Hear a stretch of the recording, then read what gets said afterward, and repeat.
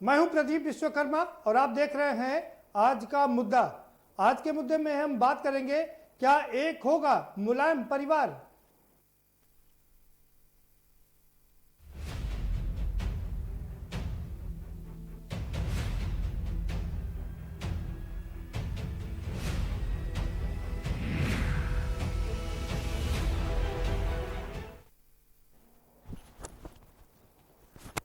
जी हाँ, भारतीय दर्शन की बात करें तो उसमें एक बात साफ कही गई है कि जहां आग है वहीं धुआं है, बिना आग के धुआं नहीं होता है। तो जिस तरह से अखिलेश यादव ने अपने चाचा शिवपाल यादव के खिलाफ जो याचिका दायर की थी विधानसभा अध्यक्ष के समक्ष, उसे वापस ले लिया और उसके बाद इसके एवज में शिवपाल सिंह यादव यानी उनके चाचा ने अखिलेश यादव अपने भतीजे को एक पत्र लिख दिया। पत्र में उन्होंने उनका धन्यवाद अदा किया, शुक्रिया अदा किया। क्या ये संकेत है, क्या ये धुआं है जो आग की ओर इशारा कर रही है? क्या एक होगा मुलायम परिवार? ये अपने आप में सबसे बड़ा सवाल है, क्योंकि दोनों के अलग हो जाने से ताकत काफी कम हो गई थी। मुलायम सिंह यादव लगातार कोशिश करते रहे कि परिवार का एका बना रहे। लंबे समय तक शिवपाल को उन्होंने रोके रखा, लेकिन अंत में शिवपाल यादव ने अपनी अलग पार्टी बना ली, प्रसपा पार्टी बनाई और लोकसभा चुनाव में अपने उम्मीदवार भी उतार दिए। इसके बाद हालांकि शिवपाल यादव विधानसभा का चुनाव समाजवादी पार्टी के टिकट पर लड़े थे और चुनाव जीते भी थे। उसके बाद समाजवादी पार्टी की तरफ से उनकी सदस्यता रद्द करने के लिए एक आवेदन दिया गया था, जिसे अभी हमने आपको बताया कि वापस ले लिया गया है। अब क्या सवाल उठा कि दोनों फिर से एक मंच पर आएंगे? क्या कोई दोनों के बीच में रोड़ा बना हुआ है?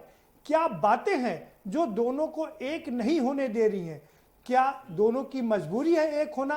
क्योंकि अखिलेश यादव पिछले 2 लोकसभा चुनाव और 1 विधानसभा चुनाव हार चुके हैं। पार्टी जिसके पास कभी 40 सांसद हुआ करते थे, आज 5 सांसद यानी कि लोकसभा सांसद की हम बात करें 5 सीटों पर सिमट गई है।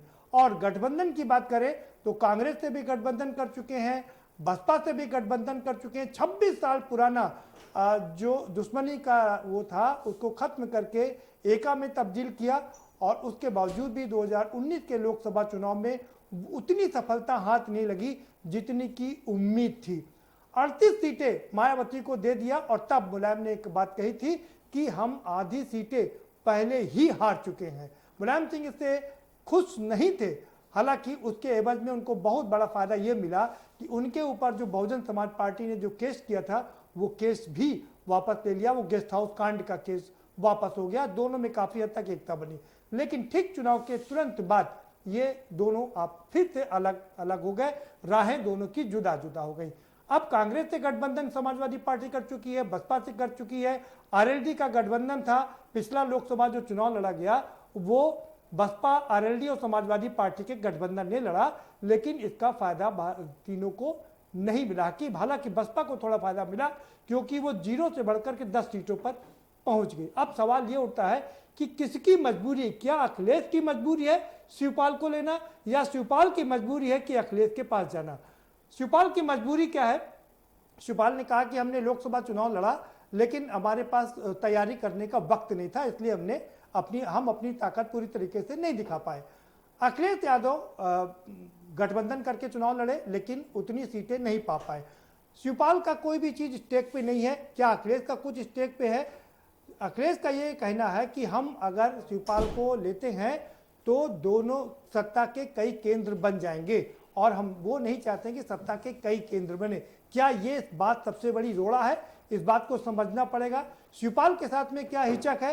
क्या वो वापस जाएंगे तो उनको लगता है कि उतना बड़ा पोर्टफोलियो उनको मिल पाएगा जितनी पहले उनके पास में थी? ये सारे सवाल हैं, इन पर हम चर्चा करेंगे। हमारे साथ खास मेहमानों का पैनल भी जुड़ चुका है, हम उनसे आपका परिचय भी कराएंगे, लेकिन उससे पहले आपको एक रिपोर्ट दिखा देते हैं। जरा ये रिपोर्ट देखिए और समझिए, उसके बाद हम इस पर चर्चा करेंगे।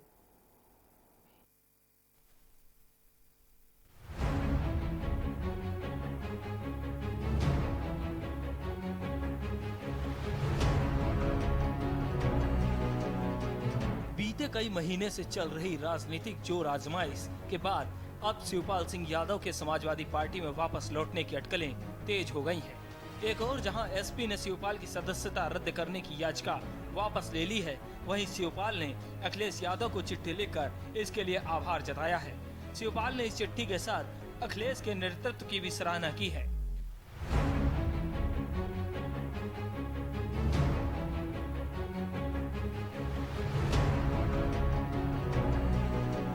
बीते 29 मई को अखिलेश यादव को अपनी चिट्ठी में शिवपाल ने लिखा,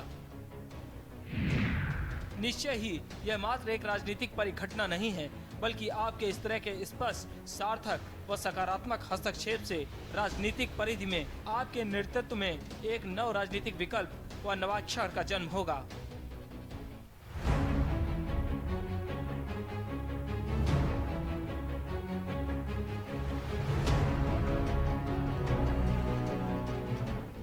बता दें कि पार्टी ने शिवपाल यादव की सदस्यता के खिलाफ दी गई अर्जी वापस लेने की अपील की थी। उत्तर प्रदेश विधानसभा के स्पीकर हृदय नारायण दीक्षित ने समाजवादी पार्टी की गुजारिश को मान लिया था। सपा नेता राम गोविंद चौधरी ने 4 सितंबर 2019 को दल परिवर्तन के आधार पर शिवपाल यादव की विधानसभा सदस्यता समाप्त करने की याचिका दायर की थी, जिसके बाद चौधरी ने 23 मार्च को प्रार्थना पत्र देकर याचिका वापस करने का आग्रह किया था। बता दें कि 2017 में शिवपाल यादव ने एसपी के टिकट पर चुनाव लड़ा था। शिवपाल जसवंत नगर सीट से चुनाव जीते थे, लेकिन एक साल बाद ही 2018 में शिवपाल ने अपनी नई पार्टी पीएसपीएल बना ली थी।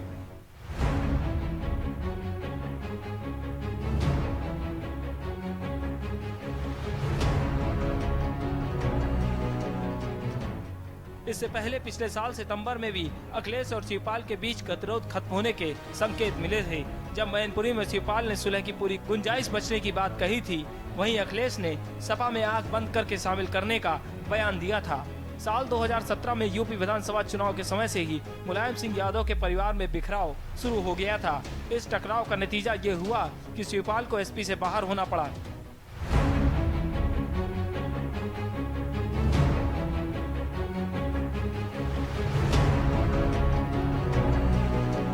लोकसभा चुनाव 2019 में शिवपाल ने भतीजे अक्षय यादव के खिलाफ फिरोजाबाद से ताल ठोकी थी। अब एक बार फिर अखिलेश शिवपाल नरम पड़े हैं। ऐसे में मुद्दा यही है कि क्या मुलायम परिवार एक होगा। स्पेशल डेस्क के न्यूज।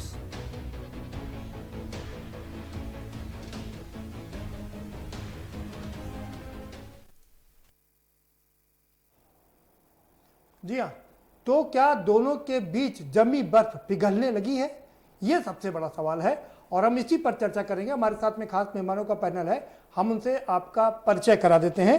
हमारे साथ पंडित नीरज शर्मा जुड़ चुके हैं, भारतीय जनता पार्टी के नेता हैं, स्वागत है आपका।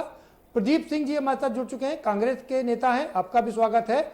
और दीपक मिश्रा जी भी हमारे साथ जुड़ चुके हैं, प्रसपा के वरिष्ठ नेता हैं, समाजवादी पार्टी में बौद्धिक सभा के राष्ट्रीय नेता थे, आपका भी बहुत स्वागत है। हमारे साथ प्रमोद गोस्वामी जी भी जुड़ चुके हैं, वरिष्ठ पत्रकार हैं, और आर ए उस्मानी साहब भी जुड़ चुके हैं हमारे साथ में, समाजवादी पार्टी के नेता हैं, पूर्व मंत्री हैं और विधायक रहे हैं। आपका भी बहुत स्वागत है। आपसे लगता है कुछ तकनीकी दिक्कत है जुड़ने में, कुछ देर बाद हमसे जुड़ेंगे। हम सीधा रुख करेंगे दीपक मिश्रा जी पर। दीपक जी, क्या मैं गलत कह रहा हूं कि जहां आग है धुआं वहीं पर होता है? जी जी, अब देखिए ये तो एक लोकोक्ति है जी, और कोई भी लोकोक्ति सच के निकट होती है तभी तो वो लोकोक्ति होती है जी। और इसमें दो राय नहीं कि शिवपाल जी ने हमेशा समाजवादी परिवार के एका की बात की। उन्होंने सदैव प्रथम दिन से हर मंच पे खुले मन से कहा कि गांधीवादी, लोहियावादी, जयप्रकाश में आस्था रखने वाले लोग, चरण सिंह के साथ काम कर रहे लोग, कर चुके लोग एक मंच पर आवे, एक मन से आवे, तभी सांप्रदायिक शक्तियों को ध्वस्त कर सकेंगे। और ये ऐसा नहीं कि उन्होंने ये अचानक कहा, यह उन्होंने अपने अनुभव जनित राजनीति के निष्कर्षों पर बात की। भाई वो भी जॉर्ज फर्नांडिस के साथ काम कर चुके हैं, ज्ञानेश्वर जी के शिष्य रह चुके हैं। नेताजी के संघर्षों का अगर आज की तिथि में कोई सबसे बड़ा हमकदम है तो वो शिवपाल सिंह जी हैं। तो जाहिर सी बात है कि जिस घर को उन्होंने बनाया, समाजवादी आंदोलन, समाजवादी विचारधारा के घर की बात मैं कर रहा हूँ, उसको पुनर्स्थापित करने का जो दर्द होगा उनके हृदय में हम सभी की तुलना में सर्वाधिक होगा। इसीलिए उन्होंने हमेशा एकाकी बात की और बात ही नहीं की। आप देखे होंगे जनेश्वर मिश्र पार्क का वह कार्यक्रम जिसमें उन्होंने देवगौड़ा जी से लेकर जनता परिवार के सभी सदस्यों को एक मंच पर ला दिया था। शायद अगर यह बिखराव न होता तो आज भारतीय जनता पार्टी इतनी इतराहत और इतनी बहुमत के साथ सत्तासीन नहीं होती और विपक्ष का स्वर कम से कम उत्तर प्रदेश में, जहां से जयप्रकाश नारायण का आंदोलन चला, को सर्वाधिक मजबूती मिली, जहां आचार्य नरेंद्र देव, जहां डॉक्टर लोहिया जैसी प्रतिपक्ष के शाश्वत स्वर रहे, वहां इतनी कमजोर नहीं होती। ठीक है जी जी प्रदीप सिंह जी, क्या कहेंगे आप तो समाजवादी पार्टी के साथ गठबंधन कर चुके हैं, बड़ा लंबा अनुभव रहा है समाजवादी पार्टी के साथ में। जिस तरह से दोनों को लग रहा है जरूरत है, क्या दोनों एक होंगे, बस पिघलेगी? प्रदीप जी देखिए, मुलायम सिंह जी के परिवार का अंदरूनी मामला है, एक कुछ दिन की नाराजगी है। अब एक साथ एक मंच पर अगर ये लोग आ रहे हैं तो इस पर बहुत ज्यादा टिप्पणी की आवश्यकता नहीं है। और इनके एक होने से या इनसे दूर होने से अगर किसी भारतीय जनता पार्टी की पेट में अगर दर्द हो रहा है तो निश्चित तौर पर इन्हें ये दर्द महसूस होना चाहिए, क्योंकि उन मुद्दों से दूर जाना चाहते हैं जो मुद्दे असल में उत्तर प्रदेश के हैं। आज श्रमिक भाई लगातार हजारों किलोमीटर पैदल चलते हुए अपने आवास पर पहुंच रहे हैं। क्या उनके रोजगार की चर्चा हुई? क्या भारतीय जनता पार्टी ने उस पर चर्चा की? जो लोग, चाहे समाजवादी लोग हों, चाहे कांग्रेस के लोग हों, चाहे हमारे पार्टी के प्रदेश अध्यक्ष हों, अगर उनकी मदद के लिए आगे आते हैं तो उन्हें जेल की शिक्षों के पीछे भेज दिया जाता है। क्या ये मुद्दा नहीं होना चाहिए? भारतीय जनता पार्टी क्या इस पर बहस करने के लिए तैयार है? नहीं तैयार है। वो चाहती है कि बहस यहाँ के श्रमिक भाइयों पर ना हो, कोरोना से पीड़ित आम जनता पर ना हो। ये बहस लगातार कहीं शिवपाल जी पर अटकी रहे, कहीं मुलायम सिंह जी पर अटकी रहे, चाहे अखिलेश जी पर अटकी रहे, ऐसे मुद्दों पर अटकी रहे जिससे इस देश, इस प्रदेश की आम जनता का कोई लेना देना नहीं। आज सवाल होना चाहिए कि शिक्षक भर्ती घोटाला की स्थिति क्यों आ रही है। आज सवाल होना चाहिए अनामिका जी आज 25-25 जगह कैसे उन्हें नौकरी मिल जा रही है और वो सैलरी उठा रही हैं। आज सवाल होना चाहिए किसान आत्महत्या कर रहे हैं। आज सवाल होने चाहिए कि आज श्रमिकों को पेट भर भोजन मिल रहा है या नहीं मिल रहा है। आज सवाल होना चाहिए कि आज जो श्रमिक भाई उत्तर प्रदेश में आए हैं उनके रोजगार की व्यवस्था कैसी होगी। आज सवाल होना चाहिए जो ओमयू उत्तर प्रदेश सरकार ने साइन की है, आज उनकी स्थिति क्या है, ये सवाल होने चाहिए। लेकिन भारतीय जनता पार्टी इन सवालों से आम जनता का ध्यान बांटने के लिए इस तरह के मुद्दों को हवा देने की कोशिश करती है, लेकिन प्रदेश की आवाम ये समझ चुकी है। आप लाख सवालों को भटकाइए, हम उन सवालों पर खड़े रहेंगे, अडिग रहेंगे और निश्चित तौर पर श्रमिक भाई जो आज प्रवासी मान लिए गए हैं, उन श्रमिक भाइयों के लिए कांग्रेस लड़ाई लड़ती रही है, लड़ती रहेगी।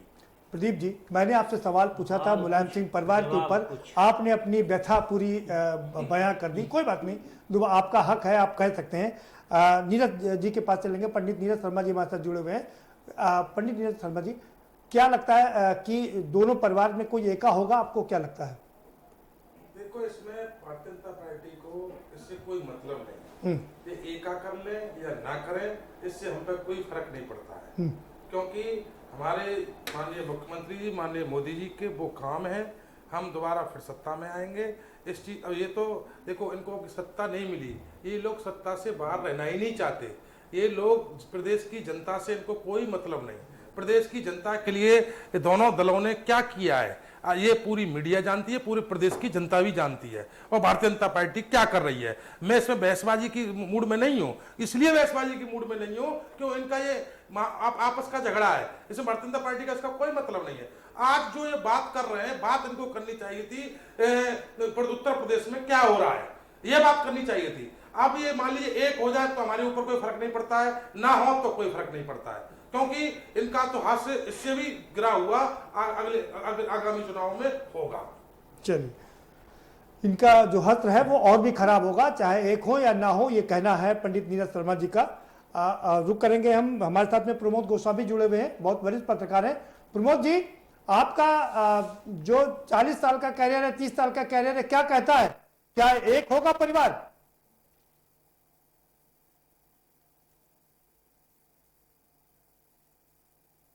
जी, आपका जो 40 साल का कैरियर है, 30 साल का कैरियर है, क्या कहता है, क्या एक होगा परिवार?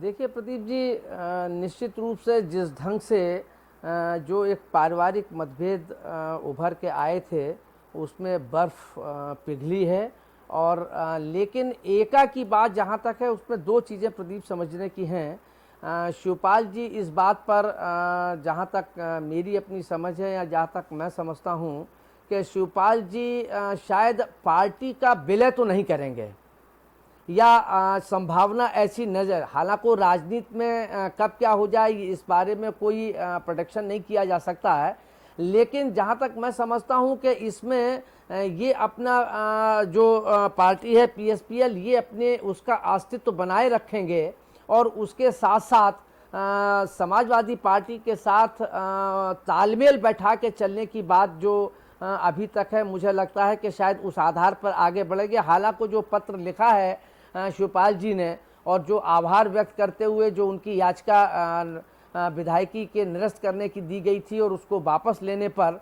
उन्होंने एक चीज़ इसमें लिखी है कि निश्चित रूप से राजनीतिक परिघटना नहीं बल्कि आपके इस तरह के स्पष्ट सार्थक सकारात्मक हस्तक्षेप से राजनीतिक परिधि में आपके नेतृत्व में, तो ये बात जो नेतृत्व है तो ये बात तो शिवपाल जी पहले भी अपने, आज ये बर्फ पिघली है, इससे पहले भी सैफई में उन्होंने ये बात कही थी कि वो उनके नेतृत्व में मुझे काम करने में, मैनपुरी में ये बात कही थी शिवपाल जी ने कि मुझे उनके नेतृत्व में काम करने में किसी प्रकार की कोई असुविधा नहीं है और ना ही मैं मुख्यमंत्री का दावेदारी प्रस्तुत करता हूँ, ना ही मुझे लेकिन साथ साथ ये ज़रूर उन्होंने कहा कि हम सीटों के उस पर तालमेल कर सकते हैं लेकिन पार्टी का विलय नहीं करेंगे। ये शिवपाल जी का स्टैंड रहा है। जहाँ तक अभी जो नीरज जी ने एक बात कही कि इससे भारतीय जनता पार्टी पे कोई फर्क नहीं पड़ता, ये बात ठीक है, ये समाजवादी पार्टी का अपना अंदरूनी मामला है। नीरज जी का ये कहना कि इससे भारतीय जनता पार्टी पे असर नहीं पड़ता, ये अगर ये समीकरण बैठ जाते हैं तो निश्चित रूप से नीरज जी, मैं समझता हूँ नीरज जी को पार्टी लाइन पर तो ये बात कहना चाहिए, लेकिन कहीं ना कहीं अगर शिवपाल जी और अखिलेश जी किसी भी स्तर पर अगर तालमेल से चुनाव मैदान में उतरते हैं या विलय करके उतरते हैं, जिस भूमिका में उतरते हैं उससे भारतीय जनता पार्टी पर कहीं ना कहीं चुनावी थोड़ा बहुत फर्क पड़ेगा और एक चुनौती निश्चित रूप से जो आज की स्थिति है, अगर वर्तमान स्थिति में विपक्ष की देखें तो विपक्ष की कांग्रेस की क्या स्थिति है ये छिपी नहीं है। बसपा भी अब अपने इस स्थिति में नहीं है, न संघर्ष में दिखाई दे रही है और ना ही अब उसका जो वोट बैंक था वो रह गया। हाँ, हालांकि समाजवादी पार्टी अभी भी अपने को अस्तित्व में, संघर्ष में और उसमें निश्चित रूप से बनाए हुए है और अगर ये ये समीकरण मिल जाते हैं शिवपाल जी और अखिलेश जी का तो निश्चित रूप से ये समीकरण जो 36 के आंकड़े थे वो 33 में बदल जाएंगे और वो स्थिति भारतीय जनता पार्टी के लिए एक चुनौती निश्चित रूप से खड़ी होगी। ठीक है, ये एक बड़ी चुनौती होगी आपका कहना है अगर दोनों मिलते हैं तो। दीपक जी का रुख करेंगे। जी जी दीपक जी, क्या दिक्कतें क्या है? अभी तक ये कहा जा रहा था कि कुछ लोग हैं जो दोनों लोगों को मिलने नहीं दे रहे हैं।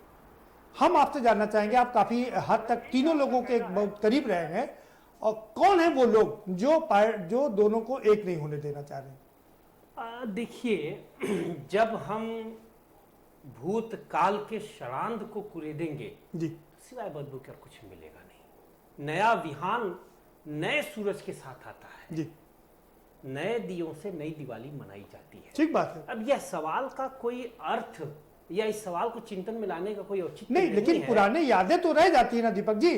अब सवाल ये उठता है कि अच्छा, आप पुरानी यादों को छोड़ दीजिए, वर्तमान में बता दीजिए, क्या अभी भी कुछ लोग ऐसे हैं जो दोनों को एक नहीं होने देना चाह रहे? देखिए, सुनाते थे जो गजल सुखनवर जहां से हो चुके हैं रुखसत, जो आजकल हम सुन रहे हैं ज़बानी उर्दू की मर्सिया है। वह सियासत अब पूरी तरीके से जो नकारात्मक हुआ करती थी उसके पटाक्षेप का सही और सार्थक समय आया है। याद करिए, जब जयप्रकाश जी ने 77 में सभी समाजवादियों को एक किया था तब कोई नकार था क्या? और जब खुले मन से सभी एक हुए तो 77 में कितना बड़ा विकल्प दिया। उस कांग्रेस को जिसे लोग अजेय समझा करते थे उसमें इंदिरा जी तक को हार मिली। तो फिर भारतीय जनता पार्टी का तो अभी वो उरूस तो आया ही नहीं। अभी इंदिरा जी के समकक्ष भी मोदी जी ठीक बात। पहुंच नहीं पाए। आप खैर, बिल्कुल ठीक कह वो रहे हैं। अलग जी, चर्चा का जी, विषय है। बिल्कुल। और मैं एक बात और कर दूंगा, मैं अपने भाजपा के विद्वान साथी को सुन रहा था, जी। ऐसा लग रहा था कि इनके शब्द इनकी भाव भंगिमा का ही साथ नहीं दे रहे हैं। अरे मान्यवर, आप सरकार में हैं, सबसे बड़े दल हैं, लोकतंत्र में किसी भी सवाल से क्या यह करके पल्ला झाड़ा जा सकता है कि इससे उनका सरोकार नहीं है? जी। मुंह दवा ऊधा कुछ नहीं, आप पे तो कोई फर्क नहीं पड़ता। नहीं, वो बात ठीक है, हम उनसे इसलिए जवाब इसमें लेंगे, हम उनसे जवाब लेंगे, लेकिन हम आपसे कुछ और चीजें जानना चाह रहे हैं। जी, जी। किसका स्टेक ज्यादा है? क्या अखिलेश का स्टेक ज्यादा है क्योंकि 2 लोकसभा चुनाव हार चुके हैं, एक विधानसभा चुनाव हार चुके हैं, उनकी मजबूरी ज्यादा है क्या? राजनीति में मजबूरी से ज्यादा बड़ा सवाल सिद्धांत का है। जी, ठीक है। ये लोहिया के शब्दों में मैं कहूं कि जी। क्योंकि अखिलेश जी सबसे बड़े समाजवादी दल, सपा प्रसपा जनता दल, इसकी बात मैं नहीं कर रहा हूं, सबसे बड़े समाजवादी दल के शीर्ष नेतृत्व हैं। जी। अतः उनकी जिम्मेदारी विकल्प बनने और बनाने की ज्यादा है। तो ऑब्वियसली स्टेज भी सबसे ज्यादा उन्हीं का होगा, क्योंकि निगाहें सबसे ज्यादा उन पर होगी। और फिर आपने देखा शिवपाल जी ने क्या कहा। शिवपाल जी ने स्पष्ट शब्दों में कहा और हमेशा से कहते आए कि मुख्यमंत्री बनने की उनकी मंशा न नहीं, कभी ये थी, उन्होंने साफ कर दिया, ठीक न है कि हम अखिलेश के नेतृत्व में काम करने के लिए तैयार हैं, ये उन्होंने साफ कर दिया और सब कुछ करने के लिए तैयार है। लेकिन दिक्कत यह है कि क्या वापस जाने पर उनको उतना बड़ा ओहदा मिलेगा जिसकी वो काम ना कर रहे? देखिए, एक चीज मानने वाला को बता दूं, जी। शिवपाल जिस धारा की राजनीति करते रहे हैं, शिवपाल जी जिस कद और जिस कवायदों के नेता रहे हैं, महत्व स्वतः आ जाता है। जी। संघर्ष को किसी को आप नकार सकते हैं क्या? गांधी बेलगांव के बाद दोबारा कांग्रेस के अध्यक्ष नहीं बने, जी। तो क्या कांग्रेस में गांधी एक महत्वहीन सवाल हो गए? जल्दी से मैं आपसे ले लूं क्योंकि जी, मेरे साथ और खास मेहमान, बहुत बड़ा सवाल ये है जी। कि अखिलेश के मन में कहीं ये डर तो नहीं है कि शिवपाल जी के आ जाने से सत्ता के कई केंद्र हो जाएंगे? ऐसा है, अखिलेश जी और शिवपाल जी में जी। एक लहू है और शरीर के एक अंग की तरह से इन दोनों ने लंबे समय तक समाजवादी आंदोलन को मजबूत किया, जिसका मैं साक्षी हूं। मैं तो राजनीति में अखिलेश जी बिल्कुल। द्वारा ही लाया गया था, बिल्कुल। शिवपाल जी द्वारा पुष्पित और पोषित हुआ, तो कहीं किसी प्रकार का रार नहीं था। जी। ठीक है, कुछ दुखद घटनाएं हुई जो दुर्भाग्यपूर्ण पक्ष रहा, जिसपे पटाक्षेप जी। यकीनन होना चाहिए, ठीक, और ठीक। हो भी रहा है। पटाक्षेप होना चाहिए और हो भी रहा है। हमारे साथ एक और खास मेहमान जुड़ चुके हैं, R.A. उस्मानी साहब जुड़ चुके हैं, जो पूर्व मंत्री भी रह चुके हैं, समाजवादी पार्टी के बड़े नेता हैं, विधायक भी रहे। स्वागत है आपका उस्मानी साहब। और क्या कहेंगे, क्या दोनों के बीच पर बर्फ पिघलने लगी है, तो जल्दी ही एका होगा? जी,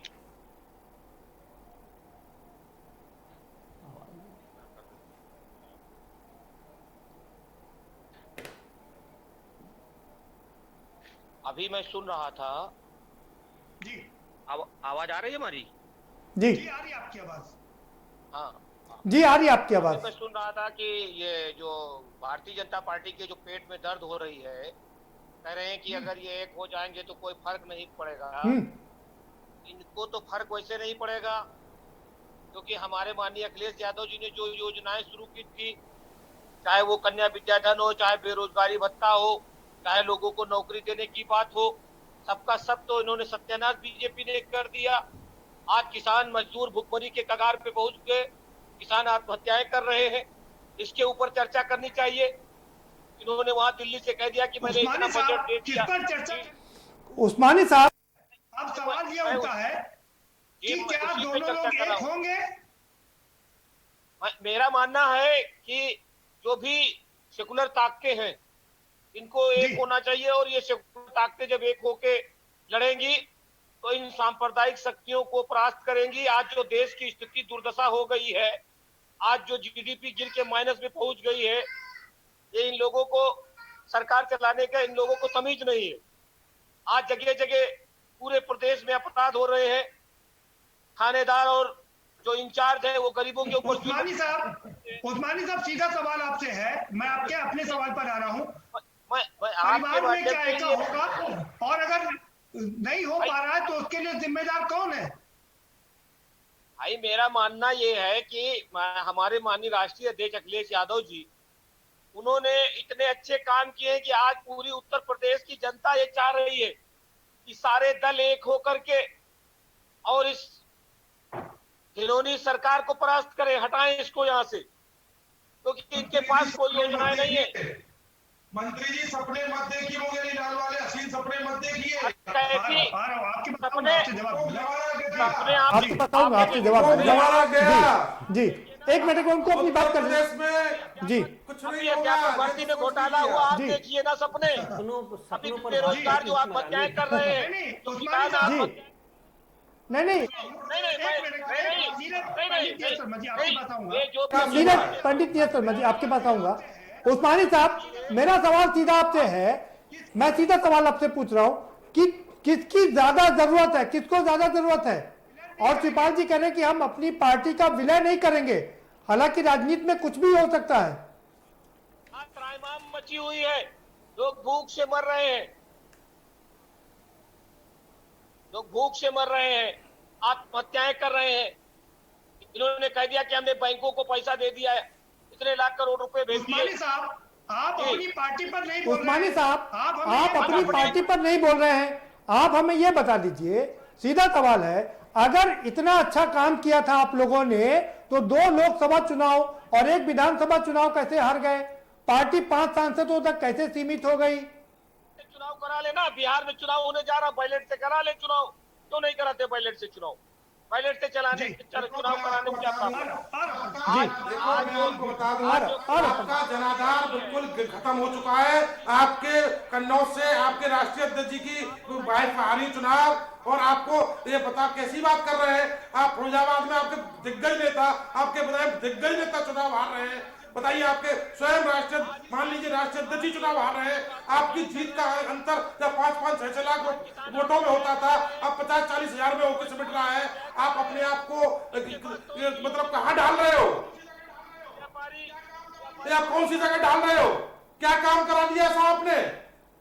जनता का जनादेश तो आपको मिला ही नहीं। अगर आपने कुछ किया होता तो जनादेश आपको मिलता। हत्या कर दी जा रही है, क्या मतलब है इसका? कभी डिबेट होगी, माननीय विश्वकर्मा साहब दे दीजिए, इस पर तो डिबेट बाद में होगी। आपने ये नहीं पूछा, आपने ये नहीं बोला कोरोना में अखिलेश जी ने कितने लोगों को खाना खिलाया है, कितने लोगों की मदद की है, कोरोना छोड़ दीजिए, माफ करिएगा, मैं कोरोना पर डिबेट नहीं कर रहा हूँ, कोरोना पर डिबेट हो ही नहीं रहा, तो बिल्कुल नहीं आएंगे आपके पास दोबारा से। ब्रेक पर जाना पड़ेगा, एक छोटा सा ब्रेक लेंगे। और उस्मानी साहब, आपकी बात पूरी इत्मीनान से सुनूंगा, आप देर से जुड़े हैं, आपकी पूरी बात सुनूंगा इत्मीनान से और सवाल भी लूंगा, लेकिन एक ब्रेक पर जाना पड़ेगा, एक छोटा सा ब्रेक लेंगे और ब्रेक के पर आएंगे तो चर्चा के सिलसिले को आगे बढ़ाएंगे और समझने की कोशिश करेंगे कि क्या अभी भी कोई रोड़ा है जो परिवार को मिलने से रोक रहा है, क्या कुछ अरसे अभी भी लोग हैं जो दोनों की एका में बाधक बन रहे हैं, कौन है वो लोग? और भारतीय जनता पार्टी कह रही कि दोनों के मिलने से उन्हें कोई फर्क नहीं पड़ता, क्या कोई फर्क पड़ेगा या नहीं पड़ेगा, और कांग्रेस का क्या रहेगा, इस पर भी चर्चा करेंगे, लेकिन एक छोटे से ब्रेक के बाद।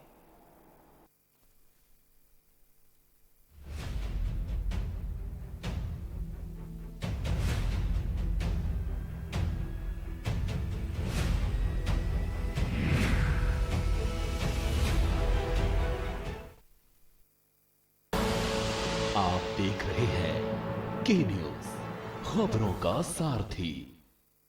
न कूटनीति की बात, न राजनीति का युद्ध, हम आप सब कोरोना के विरुद्ध। कोरोना का जिक्र है, हमें आपकी फिक्र है। कोरोना अपडेट भी दिखाते हैं, उससे लड़ना भी सिखाते हैं। देखिए फिक्र आपकी, रात 9 बजे टीवी 9 भारतवर्ष, अब तो सब देख रहे हैं।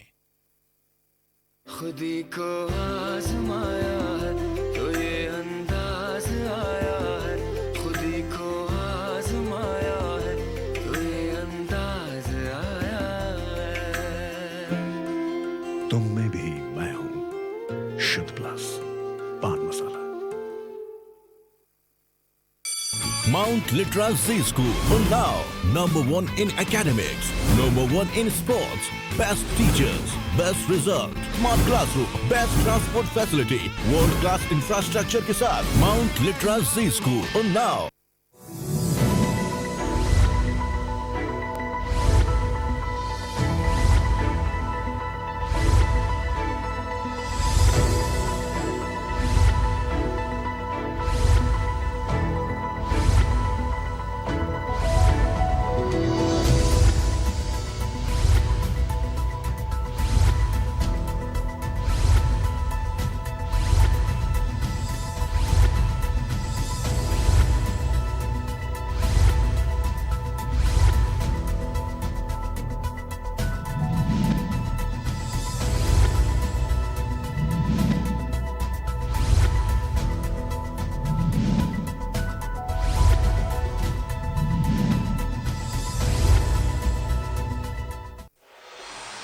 कोर्ट कचहरी के ना लगे चक्कर,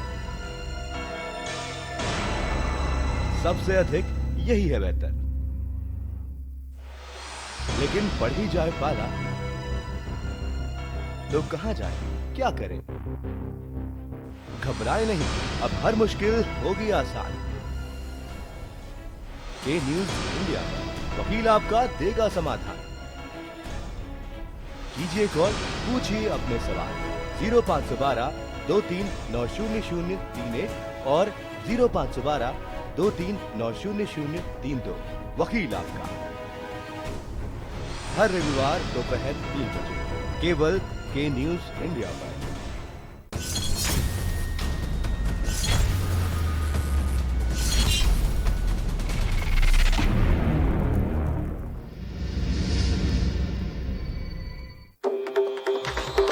मिलेगा हर समस्या का समाधान। विवाह में बाधा, जीवन में वास्तु शास्त्र का प्रभाव, शिक्षा में ग्रह नक्षत्रों का प्रभाव, कारोबार में आने वाली हर बाधा का, जिंदगी में ग्रह नक्षत्रों का प्रभाव, नौकरी में बाधा। देखिए हर समस्या का समाधान live with Acharya Lankesh.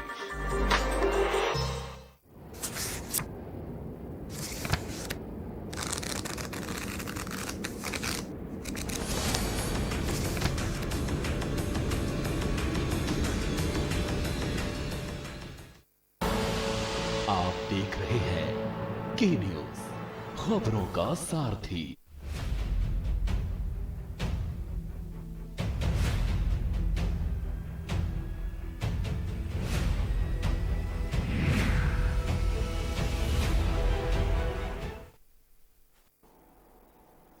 Break के बाद आपका स्वागत है और हम नीरज शर्मा जी का रुख करेंगे। वो बहुत देर से कुछ कहना चाह रहे हैं।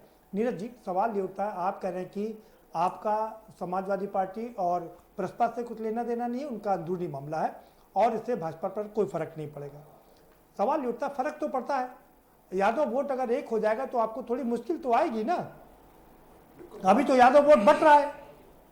बात यादव वोट की नहीं है जी। आप फर्क अगर देखना हो तो आप फिरोजाबाद में देखिए, शिवपाल जी की कितनी वोट आई भाई, इसीलिए तो आप जीत गए ना, क्योंकि दोनों लोग अलग अलग लड़े थे। कितनी वोट आई जी। अब ये दीनदयाल जी का वोट गिनेंगे जो चुनाव हार गए थे। कितनी वोट आई। हाँ। अब देखो, समाजवादी पार्टी हुई या प्रसपा हुई या और कोई पार्टी हुई, उत्तर प्रदेश में इनकी कहीं कोई दाल गलने वाली नहीं है।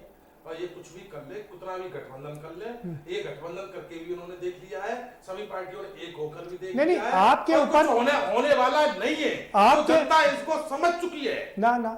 आप समझ चुकी है जनता ना आपके ऊपर कोई फर्क पड़ेगा कि नहीं पड़ेगा? नहीं पड़ेगा, नहीं पड़ेगा, कतई नहीं पड़ेगा जी। हम इनको अपने फाइट में मानते ही नहीं है। किससे फाइट है आपकी? इन लोग हमारी फाइट कांग्रेस आप अंतर देख लीजिए, आप लोकसभा चुनाव देख लीजिए। नहीं, आपकी फाइट किससे, क्या अपने आप से है क्या? नहीं, हमारी फाइट देखो, ये मैं बताऊंगा जी, इनकी जी, पूरा एक होकर भी तो हमसे नहीं लड़ पाएगा। अच्छा, चल दीपक जी कुछ कहना चाह रहे हैं। देखिए, इनकी फाइट दरअसल सही में किसी से नहीं है। इनकी फाइट स्वयं से है, अपनी ही विचारधारा से है जी। याद कीजिए, जब 49% एफडीआई रक्षा क्षेत्र में मनमोहन सिंह जी ने किया था तो पूरी भाजपा उन्हें देशद्रोही, देश बेचने वाली जमात बोला था। इन्होंने इसी कोरोना काल में, ये भी नहीं कि किसी और काल में जब सारे मजदूरों के लिए बस तक उपलब्ध नहीं था। इन्होंने 74% ज्यादा 75% रक्षा सौदों FDI यानी विदेशी कंपनियों को दे दी। स्वदेशी का नाद करने वाले दीनदयाल जी के एकात्म मानवदर्शन की बात करने वाले दल ने अंग्रेजी में घोषणा की कि स्वदेशी अपनाओ। ये आपने देखा, आपने खुद दिखाया है। और सबसे बड़ी बात यह है कि यह स्वयं, और देखिए नहीं, आज दीपक जी माफ करिएगा, आज हम FDI पर बहस नहीं करेंगे। इनके ऊपर कोई मुद्दों से इनके ऊपर कोई असर इसलिए नहीं पड़ेगा, उस पर बात कीजिए। हम डिबेट पे आ रहे हैं। इनके ऊपर बात कर रहा है, कुछ कोई बात कर रहा है, कुछ इनके ऊपर कोई असर नहीं पड़ेगा। जिन जिन अधिकारियों और नेताओं के ऊपर भारतीय जनता पार्टी विपक्ष में भ्रष्टाचार के घोर आरोप लगाया करती थी, आज सभी भारतीय जनता पार्टी के मुकुट के मणि हैं। और हमारे मित्र नीरज शर्मा जी जैसे राष्ट्रवादी, स्वघोषित और वास्तविक राष्ट्रवादी, बैठ के टीवी में उनके कुकृत्यों और भ्रष्टाचार पे पर्दा डाल रहे हैं। आप पट्टी देख लीजिए, भ्रष्टाचारियों के संरक्षण की पट्टियां चल रही हैं। इन पे कोई असर नहीं पड़ता। कोरोना से पीड़ितों की संख्या लाख पार कर जाए, इन पे असर क्या पड़ता है कि कहीं हमारी कहीं सरकार न चली जाए। इसीलिए कोरोना काल में भी इन्होंने एक सरकार पलट दिया। ठीक है, जरा प्रदीप जी का रुख करें। प्रदीप जी, आपका क्या रुख रहेगा अगर दोनों एक होते हैं? ये तो क्या लगता है कि मजबूती होगी विपक्ष की? प्रदीप जी, हमने पहले भी कहा कि ये मुलायम सिंह जी के परिवार का अंदरूनी मामला है। बिल्कुल ठीक है, हमें बहुत ज्यादा टिप्पणी नहीं करनी चाहिए। लेकिन दीपक जी ने कहा कि इस पर टिप्पणी होनी चाहिए। हमें जानना चाहते हैं कि शिवपाल जी के लिए जिस भाषा का प्रयोग समाजवादी की युवा साथियों ने, अखिलेश जी की टीम ने किया, क्या उन्हें उन पर पर्दा डाला जा सकता है? क्या ये इन पर अब बहस नहीं हो सकेगी? क्या हम ये जानना चाहते हैं कि आज जब उनके बंगले पर समाजवादी पार्टी सवाल खड़े करती थी, आज वो सवाल नहीं खड़े करेगी? हम जानना चाहते हैं कि वो नौजवान जो जय अखिलेश के नारे के साथ शिवपाल जी के लिए अमर्यादित टिप्पणी करते थे, क्या वो सवाल अब नहीं उठेंगे? ये सारी चीजें खत्म हो जाएंगी। और दूसरी तरफ भारतीय जनता पार्टी की बात है। भारतीय जनता पार्टी ने कहा कि हम खारिज करते हैं विपक्ष को। ये इनका अहंकार बोल रहा है। इनके सारे बड़े से बड़े नेता लगातार चुनावी मोड में होते हैं। देश कोरोना से जूझ रहा है। नहीं, आपको क्या लगता है कि अगर दोनों हो गए तो आप जो परचम लहरा रहे हैं इस समय उत्तर प्रदेश में, आपकी लड़ाई मुश्किल हो जाएगी क्या? देखिए, एक परिवार में अगर कोई विघटन हुआ है, अगर मुलायम सिंह जी के परिवार में कोई विघटन हुआ है, अगर वो एक होते हैं तो उन्हें साधुवाद है। हम इस पर हमारी कोई टिप्पणी नहीं है। लेकिन हम जिस तरह के घटनाएं घटी हैं, ये केवल विचारधारा की लड़ाई नहीं थी। एक परिवार में जिस तरह की हिंसक घटनाएं हुई हैं, आप इनके आवास के सामने जाकर जिस तरह की भाषा बोली गई है। नहीं, हिंसक घटना कहाँ हुई? कोई मारपीट नहीं हुई ना। मारपीट कहाँ हुई भाई? हिंसक घटनाएं का मतलब होता मारपीट होना। प्रदीप जी, आप याद करिए, आप याद कर लीजिए, धक्के तक हुए हैं। अच्छा, नीरज जी को ज्यादा पता है क्योंकि नीरज जी बोली गई है। हाँ, ये टीवी पे चल रहा था, ये टीवी पे चल रहा था, मंचों से चल रहा था और वो अमर्यादित टिप्पणी चल रही थी। नहीं, आपने देखिए, हम आपको जाना नहीं चाहते थे, आप उस पर जाना नहीं चाहते थे, लेकिन क्योंकि आपकी बात ने ये बात कही है तो मैंने ये बात कही। मैं आपकी बात का पहले मुलायम सिंह परिवार के लिए हमारा साधुवाद है। हम कतई उनके व्यक्तिगत विवाद में आपने जो कहा कि वहां पर मारपीट हुई उसका संज्ञान नहीं। पंडित नीरज शर्मा जी, क्या आप उस समय मंच पर थे क्या? आपने पंडित नीरज शर्मा भी आपने डिबेट कराइए। प्रदीप जी, आपने डिबेट कराइए, कैसी बात कर रहे हैं? प्रदीप जी, आपने डिबेट कराइए। हम इसी चैनल पर बैठ के हमने डिबेट किए चला। क्योंकि मैं आज आपको बता दूं, प्रदीप भी जानते हैं और सॉरी विश्वकर्मा जी जानते हैं, मैं इससे पूर्व पहले समाजवादी पार्टी में ही था। समाजवादी पार्टी में मैंने हजारों डिबेट की है, हजारों डिबेट की है। मेरे यूट्यूब चैनल कहीं भी देख सकते हैं। परंतु जब इनकी देश हित की कोई बात नहीं, कोई भी देश हित में बात होती, धारा 370 हो, एनआरसी हो, हर चीज में जाते हैं। मात्रा कहने से आपत्ति है, ऐसी पार्टी में नहीं रह सकता। नीरज शर्मा जी, जब कोई पार्टी छोड़ के जाता है तो उसके भाव बदल जाते हैं। सवाल ये, आप उस समय मंच पर मौजूद थे, क्या हाथापाई हुई थी? क्या क्यों नहीं हुई थी? अरे कितनी बार पार्टी कार्यालय में हुई है, और खुद गवाह मिश्रा जी, इनसे नहीं हुई हाथापाई। समाजवादी पार्टी कार्यालय में बताइए। मौजूद था, बताइए ईमानदारी से। बताइए भाई मिश्रा जी, बताइए, करें आपके साथ ही हुई मारपीट, बताइए जी। अरे क्या बात कर रहे हैं आप बात को झुठला क्यों रहे हो आप? जी पहली बात देखिए, क्योंकि मैं भी समाजवादी पार्टी में रहा हूँ, जी। मैं इस बात से कोई इनकार नहीं कर रहा हूँ जी। और डिबेट भी की है और मैंने मीडिया से बोला है जब आप गेट से निकल के भाग रहे थे आपके संग अत्याचार किया गया है। ठीक है, जवाब हाँ दीपक जी जवाब दीजिए भाई। बताइए जी सबसे बड़ी बात ये है, मैं मंच पे था जी, ये तो तय है। बौद्धिक सभा का राष्ट्रीय अध्यक्ष तब रहा, पार्टी जी। का सचिव रहा, प्रवक्ता रहा, संगठन के शीर्ष पद पे रहा, सभा में भी और प्रस्ताव में भी। जी मेरे साथ मारपीट हुई, मुझे नहीं पता, भाई नीरज को पता। जी वंदे मातरम का नारा डॉक्टर लोहिया की किताब का शीर्षक ही वंदे मातरम जी। है और ये कह रहे हैं कि सपा वंदे मातरम के नारा नहीं लगाती। तो अखिलेश जी ने स्वयं बोला है, अखिलेश जी से पत्रकार मीडिया भाइयों ने पूछा आप वंदे मातरम, उन्होंने जवाब ही नहीं दिया कोई। झूठ जी झूठ रिकॉर्ड दे देंगे हम। देश का कोई भी इसको रिकॉर्ड दे देंगे। मातरम सत्र में क्या आपत्ति थी अब आपको? देखिए, एनआरसी से आपको क्या आपत्ति थी? तो देश मंदिर से क्या आपत्ति थी आपको? अरे भाई तो देश की बात करेगा या हिंदू की बात करेगा? सच के सवाल पर मौन रहेंगे जी, उनकी भुखमरी पर मौन रहेंगे, हाँ। उनके रोजगार पर मौन जी। रहेंगे, लगातार इस तरह की भाषा का प्रयोग करते ठीक है, रहेंगे ठीक है, पहले जिससे प्रदीप जी, बहस सर, का आपने राज्य किया, आपने उनकी सुधरी ली।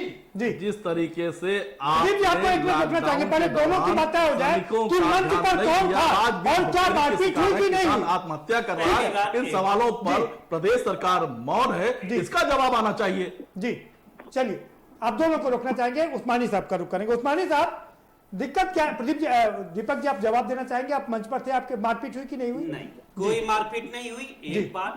दूसरी बात ये कि अगर मारपीट अगर हुई होती मान्यवर तो चैनल में बिल्कुल ठीक है, वही तो मैं कह रहा हूं, कोई मारपीट नहीं हुई, हाथापाई नहीं हुई, कोई मारपीट नहीं हुई। अरे ये तो धक्का मुक्की होती रहती है भाई। जी चलिए, उस्मानी साहब ठीक, वो क्या था? नहीं आप कह रहे हैं कि आप मंच पर थे, दीपक जी कह रहे हैं आप मंच पर नहीं थे। मैंने कहा मंच मैं नीचे खड़ा था जी,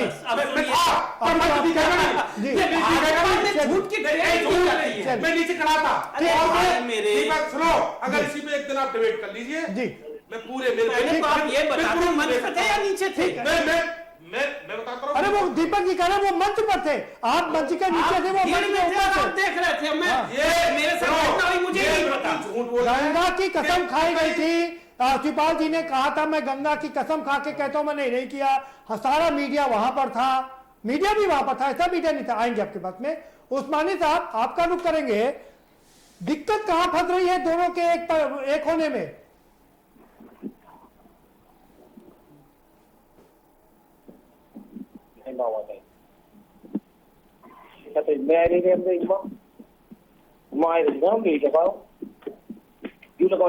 उस्मानी साहब, मैं दोबारा से सवाल पूछ लेता हूं आपसे, मैं दोबारा से सवाल पूछ रहा हूं आपसे कि परिवार के एका होने में दिक्कत कहां से है?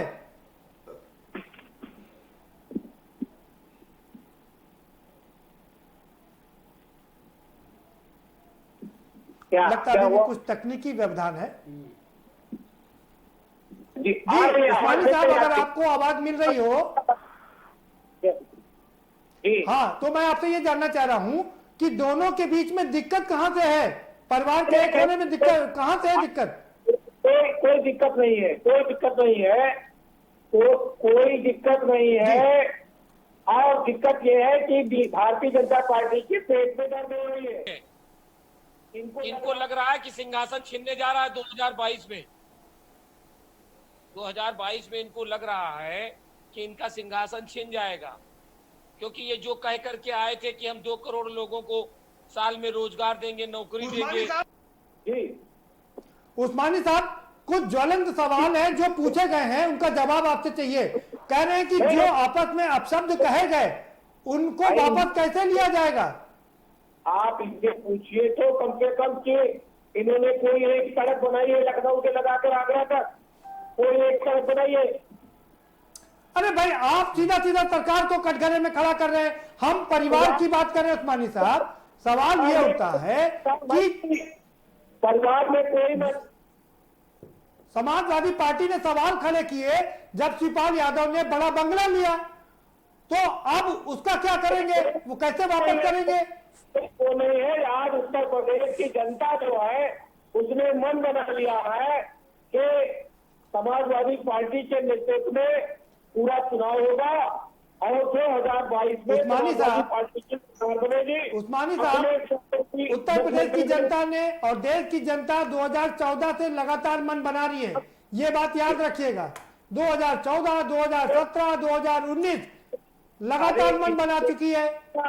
अगर कितनी बार झूठ बोल के सरकार बनाओगे, कितनी बार झूठ बोल के सरकार बनाओगे भाई? अरे झूठ अगर बोला होता, एक बार बोला होता ना, एक बार, दो बार, 3 बार। 15-15 लाख रुपए जब तक खाते चले गए, 2 करोड़ लोगों को 4 महीने में रोजगार दे दिया।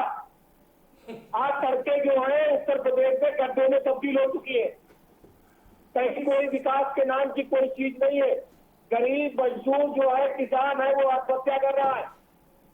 तराई क्षेत्र में गन्ने का भुगतान नहीं हुआ इस साल का अभी तक। और इन्होंने कहा था कि 14 दिन आप तो सीधा सरकार को ही कटघरे में खड़ा करना शुरू कर दिए। उस्मानी साहब, सवाल मैं जो पूछ रहा हूं उसका जवाब नहीं दे रहे हैं आप। यहाँ पैनल के लोग आपसे सवाल पूछ रहे हैं कि जब शिवपाल यादव ने बड़ा महल लिया था और समाजवादी पार्टी ने सवाल खड़े किए थे, तो अब कैसे क्या होगा? कोई विवाद नहीं, सारे लोग देखो, आप अभी पिछला त्योहार में सारे लोग एक मंच पे थे, सारे बड़े लोग छोटे लोगों को, छोटे लोग बड़े लोगों के पैर छू रहे थे, कोई उसमें विवाद है ही नहीं।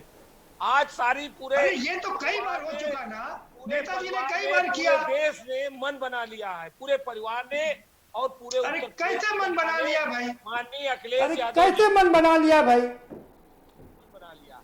और ये जो भारतीय जनता पार्टी के लोग जो कह रहे हैं कि इनके एक हो जाने से हमारे पे कोई फर्क नहीं पड़ता है, फर्क तो ऐसा पड़ेगा इनके ऊपर कि इन्होंने जो वादे किए थे जनता से, वो जनता इनसे पूछेगी कि ये कैसे घोटाला हुआ।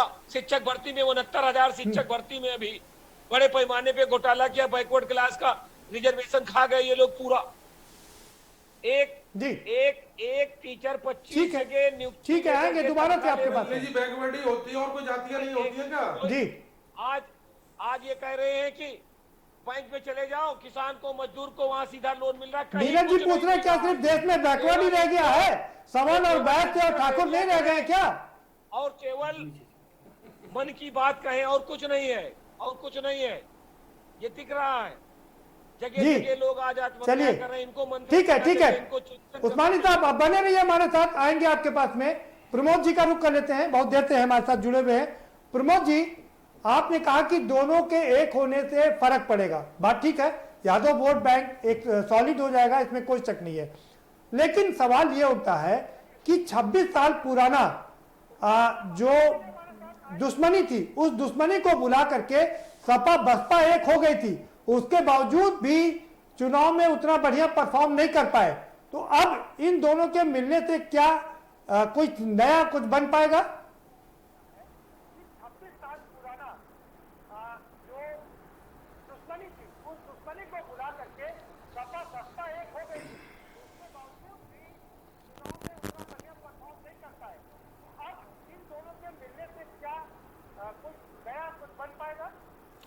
नहीं प्रदीप जी, निश्चित रूप से 22 के जो चुनाव होंगे, ऐसा मुझे लगता है कि प्रदेश के राजनीतिक समीकरणों में बहुत बदलाव आएगा, क्योंकि भारतीय जनता पार्टी जिस ढंग से सारे दलों को, चाहे वो सपा हो, चाहे बसपा हो, चाहे कांग्रेस हो, अगर आप देखें तो पिछले विधानसभा के और लोकसभा के चुनाव में जिस ढंग से इन लोगों के बिखराव का पूरा भारतीय जनता पार्टी ने लाभ लिया, और उनकी नीतियों का, चाहे वो तुष्टीकरण की राजनीति रही हो विपक्ष की, गैर भाजपा के दलों की, उसका पूरा लाभ भारतीय जनता पार्टी ने उठाया।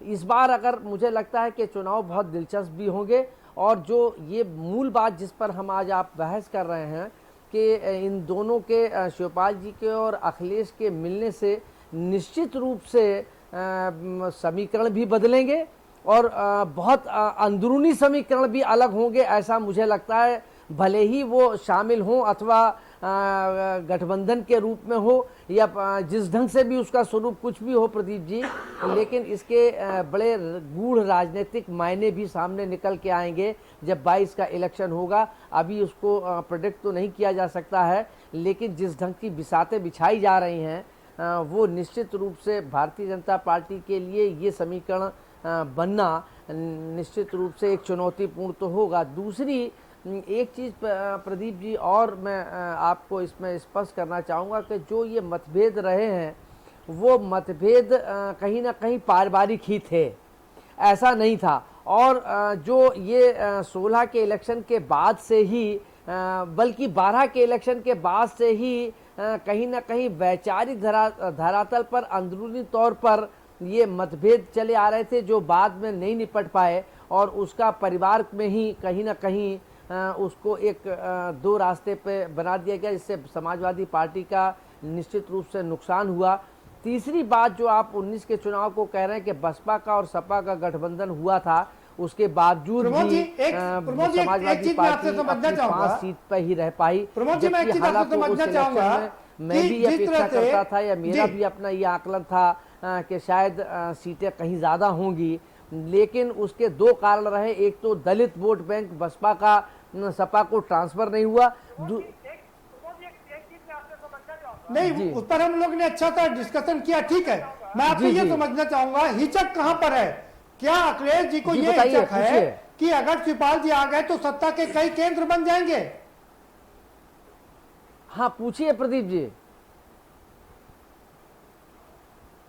मैं सवाल आपसे ये जानना समझना चाह रहा हूं, क्या अखिलेश जी को ये हिचक है कि अगर शिवपाल आ गए पार्टी में वापस तो सत्ता के कई केंद्र बन जाएंगे जो वो बर्दाश्त नहीं करना चाहते? नहीं, देखिए अगर आप मुलायम सिंह यादव के परिवार की, अखिलेश जी की, शिवपाल जी की या प्रोफेसर हाँ अगर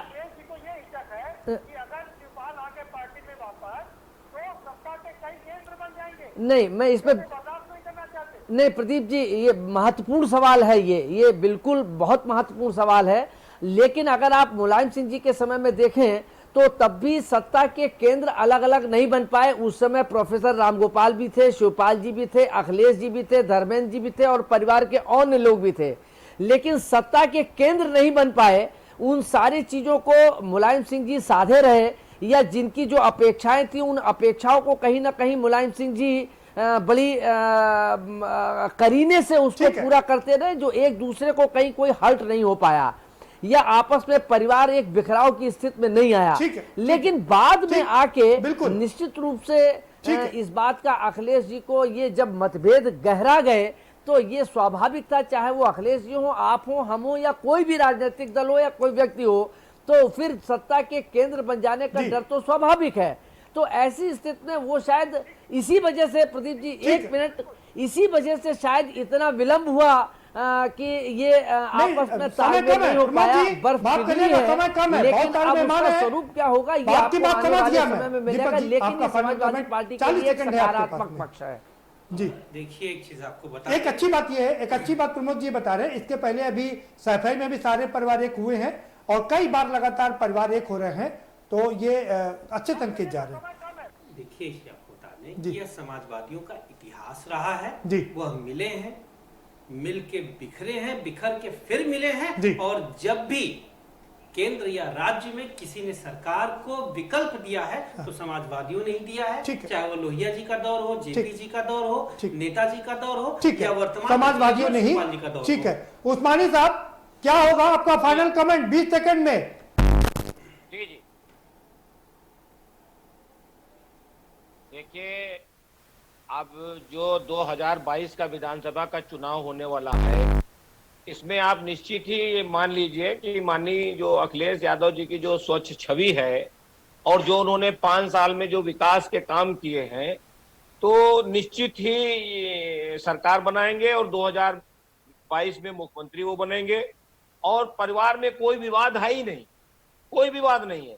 आपने 2014 की बात की, आपने 2017 की बात की, आपने 2019 की बात की, देखिए परिस्थितियां होती हैं, अलायंस में परिस्थितियां होती हैं और उस परिस्थितियों के अनुसार, जैसे अभी बिहार में चुनाव का बिगुल बज रहा है, अब वहां पे ये डिमांड उठ रही है कि बैलेट से चुनाव कराया जाए क्योंकि कोरोना फैला हुआ है बड़े पैमाने पर, और अगर उसी बटन पे बार बार लोग उंगली रखेंगे तो वो कोरोना और फैल सकता है। तो इनको बैलेट से चुनाव कराने में क्या प्रॉब्लम है? मान लिया अगर जनता को ये उसके अंदर ये अगर ये मन में उत्पन्न हो रहा है भ्रांति कि ये मशीनों से बेईमानी कर रहे हैं, तो आपको बैलेट से चुनाव कराने में क्या परेशानी है? आपका बहुत बड़ा जनाधार है, आप बड़े जनाधार से जीत रहे हो, तो आपको बैलेट से चुनाव कराने में क्या प्रॉब्लम है? भाई आप बैलेट से चुनाव कराइए। इसका जवाब आना चाहिए और निश्चित तौर पर हमें आशावाद है मुलायम सिंह परिवार एक हो और एक साथ ये आपकी अच्छी बात है कि अगर विपक्ष एक होगा तभी आप टक्कर दे पाएंगे। पंडित दिनेश शर्मा जी, विपक्ष एका की बात कर रहा है क्योंकि आपने पूरे विपक्ष को पूरी तरीके से धराशायी कर रखा है। देखो विपक्ष, मेरे भाई साहब ने अभी एक बात कही थी आजम खान को कि रिहाई के लिए आंदोलन करनी चाहिए जी। जो भारत माता को डायन बोलता हो, भारत देश पे कोई विश्वास नहीं हो, हाँ, जो लोग आतंकवादियों को हवाई जहाज में भारत माता है वो देश की वफादारी की बात करेंगे, वो देश की वफादारी की बात करेंगे, तो आतंकवादियों को हवाई जहाज में बैठा के वो वफादारी की बात करेंगे। अरे इस देश को आजाद कराने में हिंदू और मुसलमान, सिख, ईसाई सारे जाति धर्मों के लोगों ने बलिदान दिया था। हजारों हजार मौलानाओं की लाशों को अंग्रेजों ने पेड़ों से श्रमिक नहीं आता, आज उनके ऊपर आप आरोप लगा रहे हो। भारत माता में आता है। इन सवालों का जवाब भारतीय जनता पार्टी को देना चाहिए। ऐसा नहीं उस्मानी साहब, आपकी बात हो गई, अब आप रुक जाइए, समय आपका समाप्त हो गया। फाइनल प्रमोद गोस्वामी जी, आपका फाइनल कमेंट क्या होगा? अगर परिवार में एका होता है तो क्या इससे विपक्ष मजबूत होगा? जी, विपक्ष मजबूत है, विपक्ष भारी पैमाने पे मजबूत है, और अगर इनके हिम्मत है। उस्मानी साहब, बात आपकी हो गई। प्रमोद जी, सवाल आपके है, आपका फाइनल कमेंट। नीरज जी, आपका समय समाप्त। चुनाव करा ले, पायलट से चुनाव करा ले, इनकी अगर 15 सीटें आ जाए तो मेरा नाम बदल देना, मैं राजनीति करना, पायलट से चुनाव करा के देख लेंगे। मंत्री जी सपने मत देखिए, पायलट से करा जो आप सपने देख रहे हैं। प्रमोद जी, एक मिनट, प्रमोद जी, आपको अगर आवाज मिल रही हो तो आपका फाइनल कमेंट। निश्चित रूप से प्रदीप जी, क्षमता है उससे समाजवादी पार्टी भी मजबूत होगी और हाँ, पक्ष को की जो एकता है उसको बहुत मजबूती मिलेगी और भारतीय जनता जी निश्चित रूप से विपक्ष को मजबूती मिलेगी और समाजवादी पार्टी भी मजबूत होगी और विपक्ष को भी मजबूती मिलेगी। निश्चित रूप से जो बिखराव है, जो वोटों का बिखराव था, उसको पूरी तरीके से ये साधने का समीकरण काम करेगा, क्योंकि शिवपाल जी की जो संगठन क्षमता है और जो राजनीतिक दलों से उनके जो संबंध हैं, निश्चित रूप से उसका लाभ समाजवादी पार्टी को और विपक्ष को मिलेगा। बहुत शुक्रिया आप सभी मेहमानों का, बहुत शुक्रिया। और आपके इसी नोट पर मैं इस प्रोग्राम को आज समाप्त कर रहा हूं। प्रमोद गोस्वामी जी का मानना है कि अगर दोनों लोग एक होते हैं तो विपक्ष मजबूत होगा, समाजवादी पार्टी मजबूत होगी, क्योंकि उनका जो वोट बैंक है, एक तो यादव वोट बैंक है, वो सॉलिड होगा जो बीच में बिखर गया था, और यादव वोट बैंक के मजबूत होने से जो अल्पसंख्यक वोट बैंक है वो अपने आप जुड़ जाता है, और इसके साथ साथ में पूरा विपक्ष भी मजबूत होगा।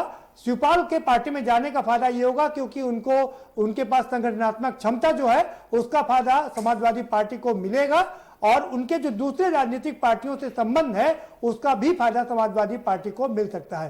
तो अगर दोनों एक होते हैं तो इस बात में कोई शक नहीं है कि विपक्ष अच्छी तरीके से मजबूत होगा और फिर वो सत्ता पक्ष को जवाब दे पाएगा। फिलहाल इस कार्यक्रम में इतना ही। आप हमें दीजिए इजाजत और बाकी खबरों के लिए देखते रहिए के न्यूज़ इंडिया।